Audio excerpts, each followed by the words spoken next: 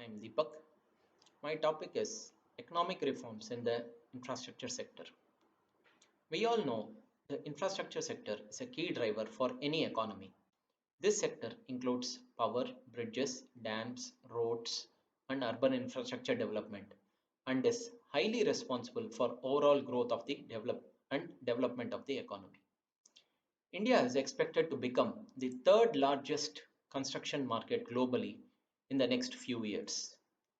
Historically, the focus on infrastructure increased with the opening of the economy in 1991. Lot of foreign money started flowing in and found its way to the infrastructure development within the country. This helped in building new airports, highways, power plants, and transmission grids. The Golden Quadrilateral project was a major initiative and was quite successful, and this was followed up by the successive governments with initiatives to develop ports called the Sagarmala project and the Golden Cross to connect the four corners of the country.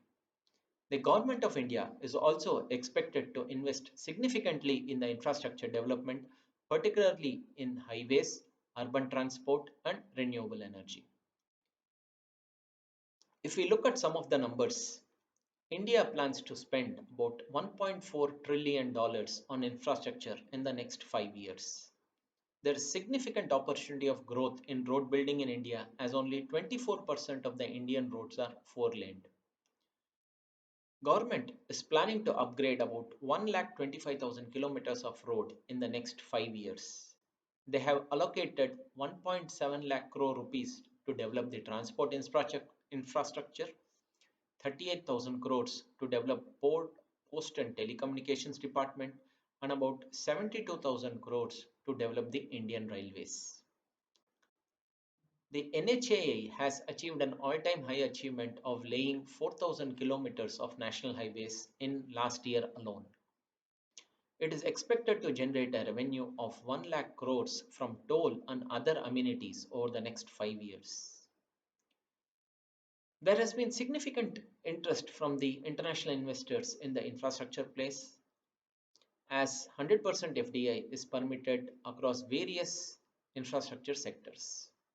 The private equity and the venture capital investment was about $14.5 billion last year. There were $1.4 billion worth of mergers and acquisitions in this sector.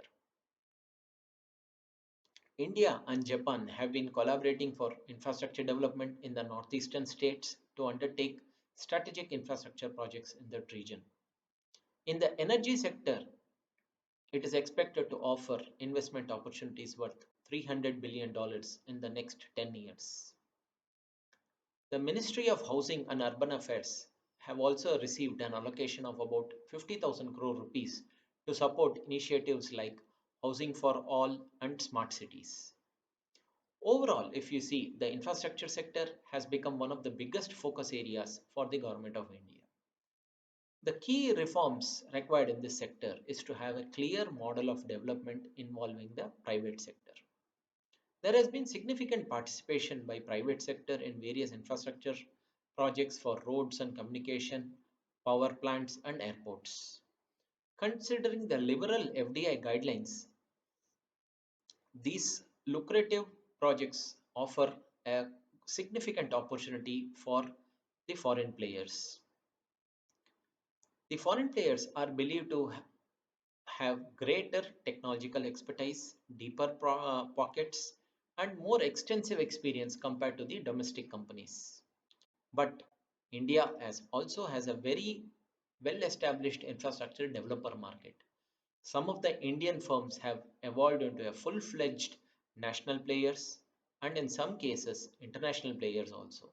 In certain sectors such as highways, power, water, these firms have significantly progressed on the technological front.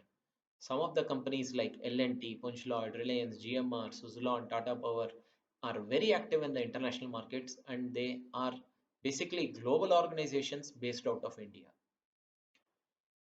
On the domestic front, the government is pushing for PPP projects for public infrastructure projects to keep the debt to GDP ratio low. These projects would entail user charges for all the assets being created by the private enterprise. The concept of PPP is picking up.